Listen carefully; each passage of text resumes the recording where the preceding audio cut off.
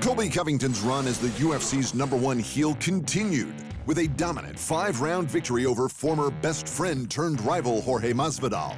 But figuring out who's next for Chaos may be a harder fight than the one he just had. Yeah, it wasn't my best performance. Just a lot of emotions going into it, you know. That was a real friend of mine at one point in my career, and, you know, he's just such a backstabbing thief, and he talks so reckless, and he's tried to make some false narratives to the media, make a lot of lies, like he does. He's a liar, you know, he's a thief, so, you know, I let the emotions get the best of me, but, you know, it was still dominant. I just showed how good I was, that I am the #1 fighter in the world for a reason, and it wasn't even competitive tonight. Before the bout, the combat world had gone all in on the best friends turned foes storyline. They didn't even need a belt to headline the pay-per-view. Instead, they had non-stop heat. Just make sure you show up. You lived Just in my make sure house. you show up. I lived in Maritza's house. I didn't live in your house. Maritza paid the bills. My house. Your children. Yeah, that's a good one. Forget about your children, you deadbeat dad. You a deadbeat.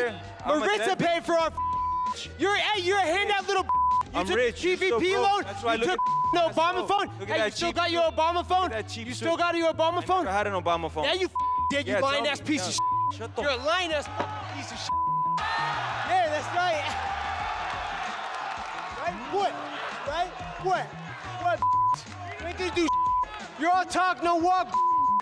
You're a phony Montana. This ain't Tony Montana, it's phony Montana.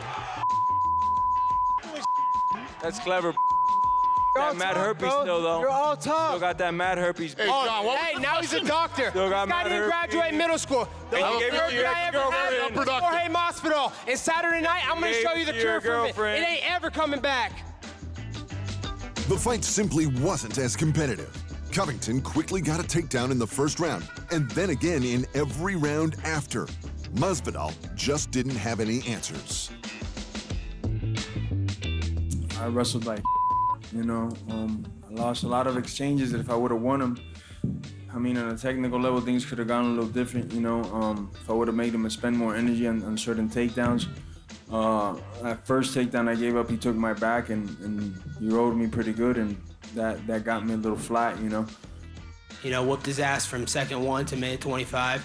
You could see in his body language he had nothing left in the fight. I was ready for 5 more rounds in the parking lot, so, you know, if he wants to keep doing this, we go for 5 more rounds in the parking lot. You know, bring out another guy, man. American trash team, man.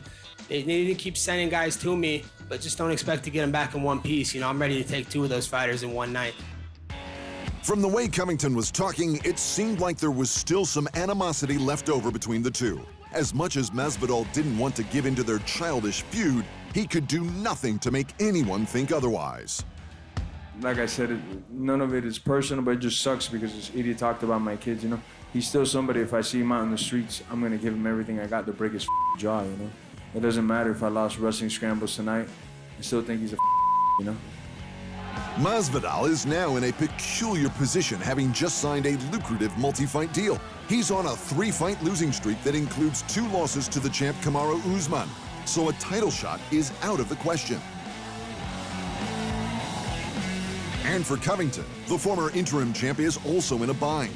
He's clearly the second best welterweight in the world, but with 2 title losses to Usman already, he too is a long way from another title shot. Not surprisingly though, Chaos already has an opponent in mind. I just took care of Miami street trash. Now it's time to take care of Louisiana swamp trash, Covington said in his post-fight call-out. Where you at, Dustin Poirier? Bring that Jezebel of a wife and bring that little kid, and I'll see you soon. You're next. The former interim lightweight champ Poirier is one of the UFC's biggest draws, and they already have beef, so it's an easy sell. But the Diamond doesn't want it, at least not in the cage. No, I'll never fight Colby Covington in an octagon where there's finances on the line, said Poirier last month. If I'm fighting Colby, we're both going to jail. I'm going to jail. He's not making money off my career and what I've done. Covington and Masvidal both earned the $50K Fight of the Night bonus. Kevin Holland also scored a bonus for his knockout, as did Ukraine's Marina Moroz for her upset win over a heavily favored opponent. Stand with Ukraine. In other MMA news, the former heavyweight champ Cain Velasquez remains in jail on attempted murder charges. Judge Shalina Brown denied him bail, calling his actions reckless, before stating the risk is too great to release him. Velasquez was arrested after ramming a car with his own pickup before shooting one of the passengers in an attempt to target another, who has been accused of molesting a close family member of Cain's up to 100 times. Prior to her ruling, Brown reportedly reviewed letters calling for Velasquez's release from such friends as UFC President Dana White, UFC champion Kamaru Usman, former champs Henry Cejudo and Khabib Nurmagomedov, as well as WWE star and former tag team partner Rey Mysterio. The case is ongoing. Back to the UFC president. Dana White may have some good news coming up for fight fans. Firstly, he's confident of re-signing the heavyweight champ Francis Ngannou in the coming weeks. The only guy that we've ever not signed was Fedor Emelianenko, said Uncle Dana of the situation. I mean, he's the only guy we could never sign. So, you know, I'm hopeful and confident. Ngannou has been very vocal of his dissatisfaction with the payment scale of his current contract, which was extended after his first defense due to the automatic championship clause. He's expected to undergo knee surgery in the coming months and will likely sit out the rest of the year, which gives White and the UFC plenty of time to renegotiate. And secondly, White is confident of re-signing Nate Diaz, despite Diaz repeatedly asking White to give him his retirement fight against Dustin Poirier. When asked what the chances were like of Diaz signing a new contract before the final fight on his current deal, White simply stated, "Very good." And that's all he had to say about that. And at EFC 92, Luke Michael claimed the vacant middleweight title after beating Popanga Tresor in the first round of one of the most controversial contests in the promotion's history. Tresor landed some illegal ground and pound before the referee waved the fight off, leaving Tresor and his team to celebrate.